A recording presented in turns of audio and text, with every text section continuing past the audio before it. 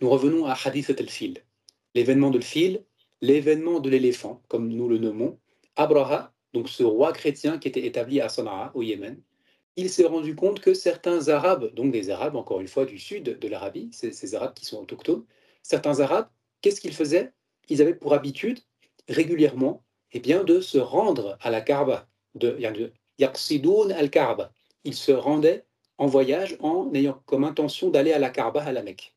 Pour faire quoi? Pour faire le rituel du pèlerinage, car ceci était déjà connu à leur époque, bien sûr avec des innovations, des ajouts, pas comme nous faisons le pèlerinage aujourd'hui. Mais ceci, c'est un héritage min athar shari'ati Ibrahim wa ibnihi Ismaïl alayhim assalam. Ces rites du pèlerinage que les Arabes connaissaient à l'époque, c'était des traces de ce qu'allait laisser le prophète Abraham et son fils Ismaël, donc Ibrahim wa Ismaïl alayhim assalam. Ces Arabes, prenant pour cible la Kaaba pour se rendre en pèlerinage, eh bien, ceux-ci détournaient les Arabes de l'influence de Abraha.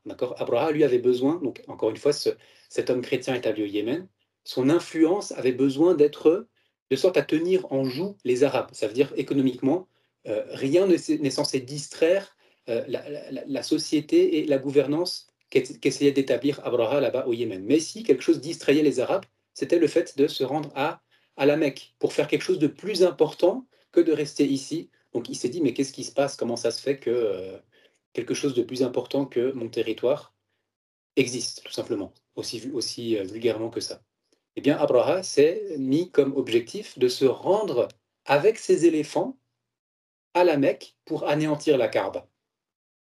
Et tout un récit a été rapporté, mais comporte certaines faiblesses dans les chaînes de transmission. Toutefois, on peut le rapporter, car ceci fait partie des manaqib, à savoir des traits de biographie que l'on peut attribuer aux personnes. Et en l'occurrence, par exemple, des manaqib Abdi al-Muttalib. Manaqib Abdi al-Muttalib. D'accord? Je finis le résumé de ce récit et je vous commente cette question de rapporter et d'expliquer des hadiths et de les utiliser, des hadiths qui sont faibles. Non. Eh bien, Abraha s'est rendu à la Mecque dans l'intention d'anéantir la Kaaba. Abd al-Muttalib, de par sa clairvoyance et son intelligence et sa rhétorique, sa fasaha, sa rhétorique, il s'est montré plus aguerri et plus éveillé que Abraha. Abraha a été frustré et s'est décidé à coûte que coûte eh bien, foncer vers la Kaaba avec ses éléphants. Et pourquoi est-ce que l'éléphant est un élément important de l'histoire?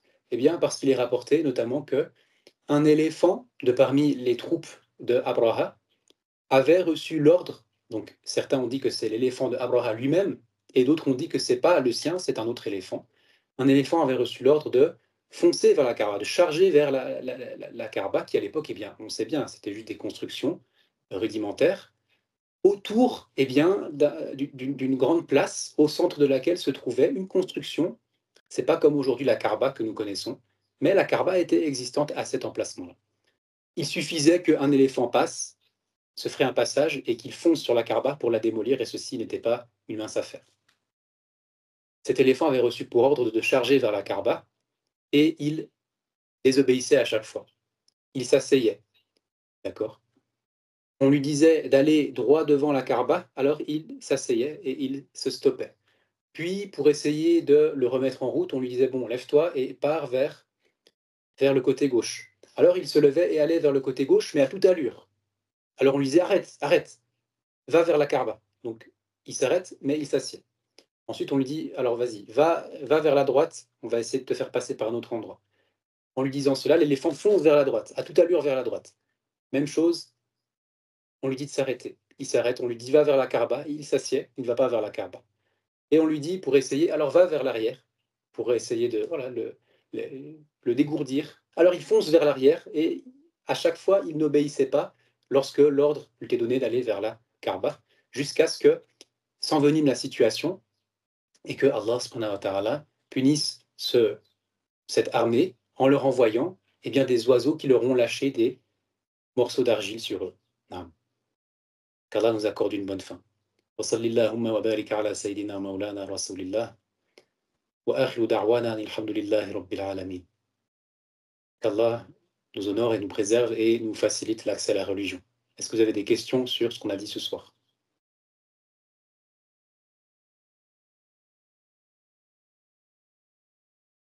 Barakallahu fikum. Inch'Allah, le programme, comme vous le voyez, est un petit peu modulable, c'est-à-dire que parfois, nous souhaitons avancer et nous faisons moins que ce que nous souhaitions, ou au contraire, parfois, nous faisons plus que ce que nous avions pensé, et c'est Allah qui nous facilite.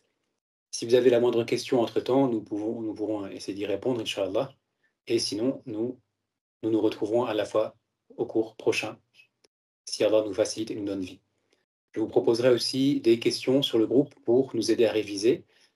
Comme ce que j'ai mis par exemple sur la page de droite que vous voyez en français, un résumé sur ce qu'on a expliqué, d'accord? Eh bien, je vous enverrai des questions pour nous aider à réviser et peut-être à certains cours, je vous poserai des questions avant de commencer. Barakallahu fikum, ahsanallahu ilaykum, wa jazakum anna khayral jaza. Barakallahu fikum. Wassalamu alaikum wa rahmatullahi wa barakatuh.